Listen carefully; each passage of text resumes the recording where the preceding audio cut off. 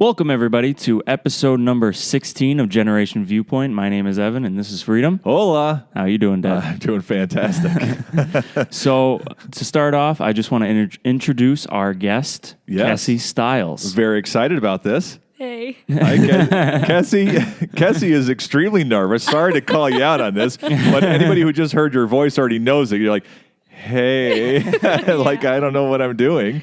Pretty much. This isn't like a haunted hayride or something. Like, nobody's going to jump out and like bite you or scare you or something, you know? I think I'd be less nervous on one of those. At least you'd be waiting the whole time for something to happen, right? So, awesome. Well, we're excited to have you here, Kess. Glad to be here. So, Kess, why don't you introduce yourself to all of our listeners and viewers?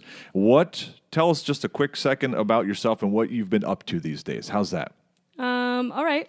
Well, I just started college at Summit University. Awesome. So that's pretty cool. This week's spring break, though, so I haven't been really doing much. Very cool. Yeah. Yeah. And what are you going to school for? My major is communications. Communications. All right. We all need to communicate, Yeah. right? Fantastic. And by the way, you're talking about Summit University. This is a school for people who aren't from the area who was a different name last year, have a new name this year, and are renaming again for next year. What are they going to be called next year? Do they know yet? Yeah, Clark's Summit University. Whoa, mind real blown right fancy. there. They're getting crazy, Ev. Huh? So you're going to have, somebody who graduates this year will have a diploma with a name on it that existed the school existed 1 year, basically. I love that. That's awesome. Very unique. So very good. Well, Ev, before we got going today, Kess, did you happen to hear our podcast on risk? Just say yes so we feel like you like our podcast or something. Yeah. Yeah. All right. There we go. Good. Well, we did one on risk, and I had put a question out on a Facebook group, and somebody asked me the other day why I put the question out the way I did. I just want to go back to that for a second. So the question I had put on there was, you're on the 2-yard line, I think it was. This is off the top of my head. You're on the 2-yard line at the end of the football game, and if you score, you win, and if you don't score, you go to overtime. And somebody said, why did you say that? Because, of course, we would go for overtime. And I just wanted to follow up on that because the reason why I had phrased that question that way is we were talking about risk and reward in life, right? And taking risks and knowing when to take them and when not to take them. And the reason why I said it that way was because I think that in life when risks come up and chances, right? Whether you should invest money to go to school, that's a risk, right? Whether to marry a certain person, there's a certain risk to it. Not a lot because you spend enough time getting, to know them, but there's different chances. I think that when you don't take risk, you don't necessarily lose the game. But I think you can spend your life going into overtime and overtime and overtime, hoping for the chance to get the chance to take. Does that make any sense? Yeah. You guys are just looking at me. I'm like, all right, forget about it. I feel like I'm in Inception right now. Very confused. All right, very good. Well, that must be just for like the two people who wondered and nobody else wondered. So I don't know. I guess let's get to something a little simpler then. Kess, let me ask you this question. All right, somebody told me about a week ago that a lot of the things that we eat and enjoy, it all comes down to the ratio on whether we enjoy it or not. All right. So let me ask you this question: when it comes to a Klondike bar, the ratio of chocolate to ice cream, is it a correct ratio or incorrect ratio? No way. Way more chocolate. Need more chocolate. Oh, yeah. All right. Definitely. I don't think you can ever have too little chocolate. Really? Yeah. Too little or too much chocolate, you mean? Too you much want- chocolate. Too much chocolate. Yes. Oh, okay. Too much. What about that chocolate bar that we made after our chocolate-covered strawberries that fell apart? was way too much chocolate. So it is possible to have too much. All right, but that was the wrong kind of chocolate, too. Well, wait a minute here. Let's challenge this. What about an Oreo? Chocolate to cream. Is that too much chocolate or just enough? I don't think so. I think that's a good ratio. I think that's... Double stuff or regular? Ooh. I never really thought about See, I think double stuff has too much cream. Oh, Because sometimes- I can't eat double stuff. All right.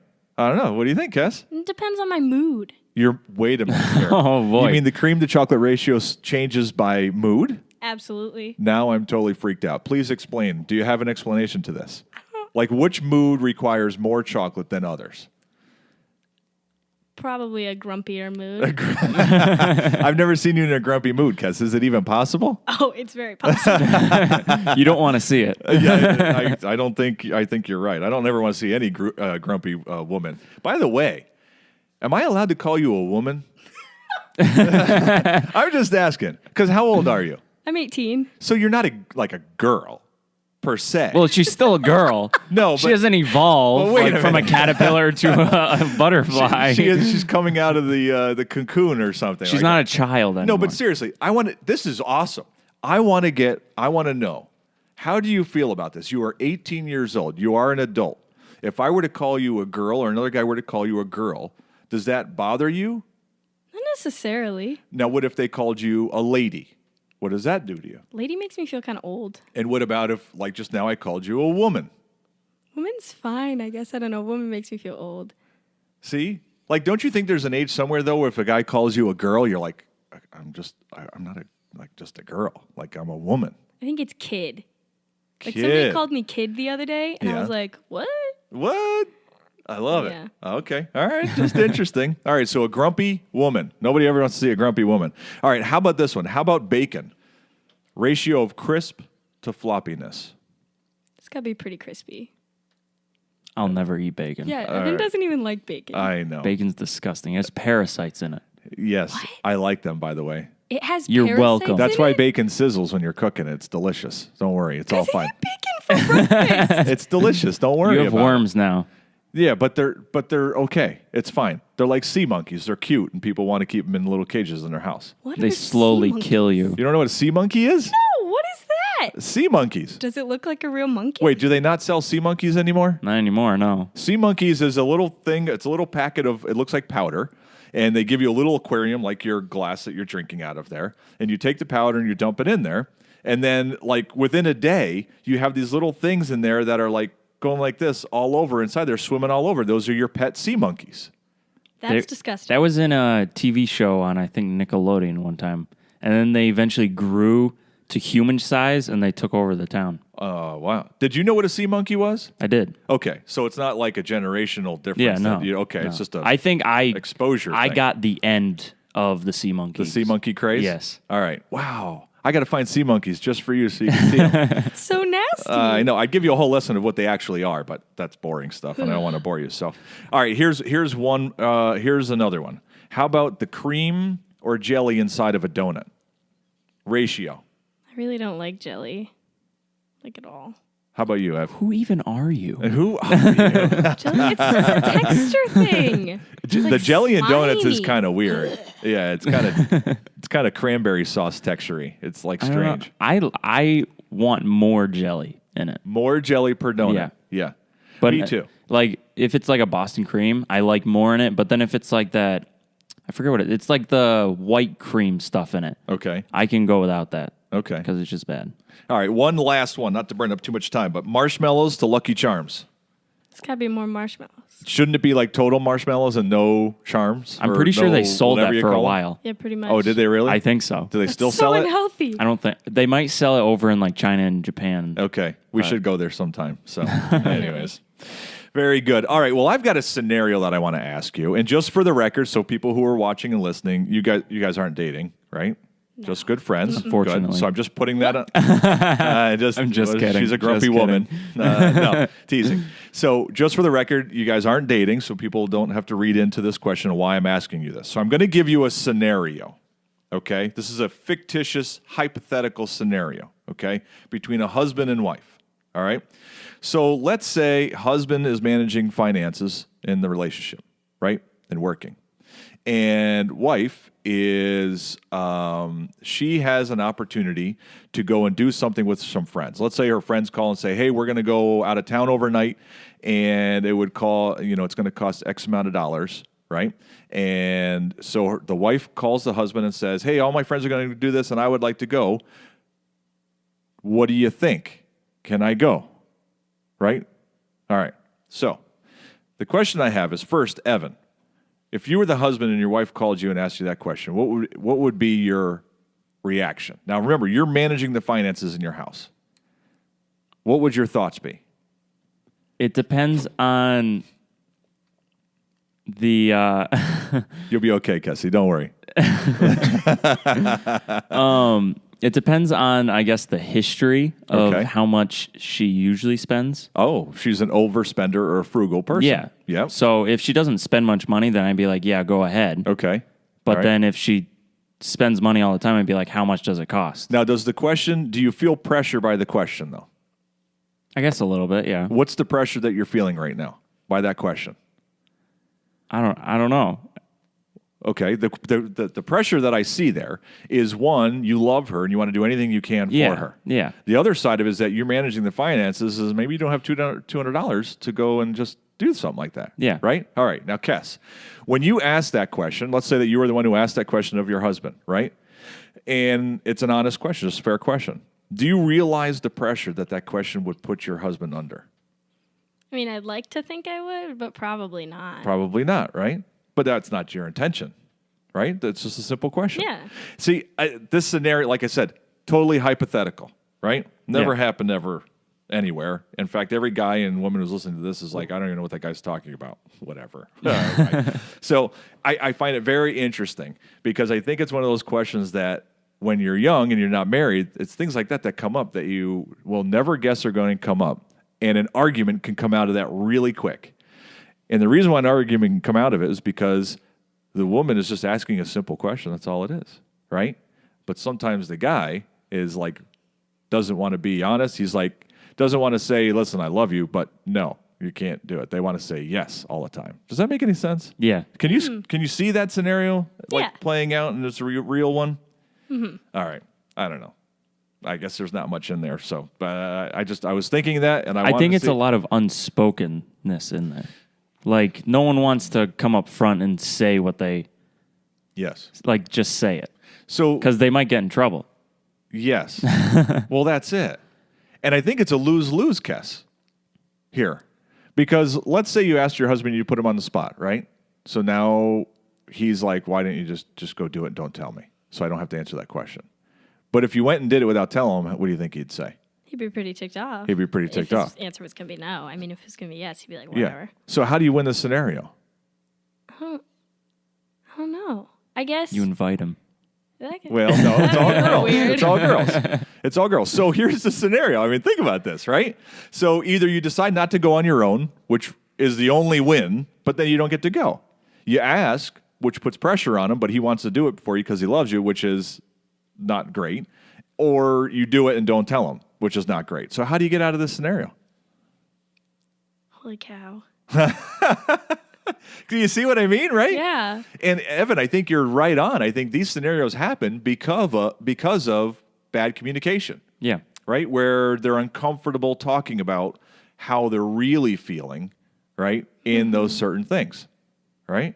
I don't know. You're going to have to ask your mom how she'd get out of that one because she's a pretty smart lady. She might tell you. She's pretty smart. She is pretty smart, so awesome. And your dad is awesome, too. I can't imagine your dad ever be like, no, you can't go, because I'm sure he trusts your mom 100%, right, to make the wise choice. Yeah. So you got great parents. So you're very fortunate. But anyways, I thought I would throw that scenario out there, and I wanted to see what you guys thought, because you've never been in that situation yet. So I was just wondering. So anyways, well, there was another thing that I wanted to bring up here. All right, so was reading a book with my daughter the other day, and I've mentioned this book before, and we're going through this book. It's called Love Dates. Once again, these guys aren't dating.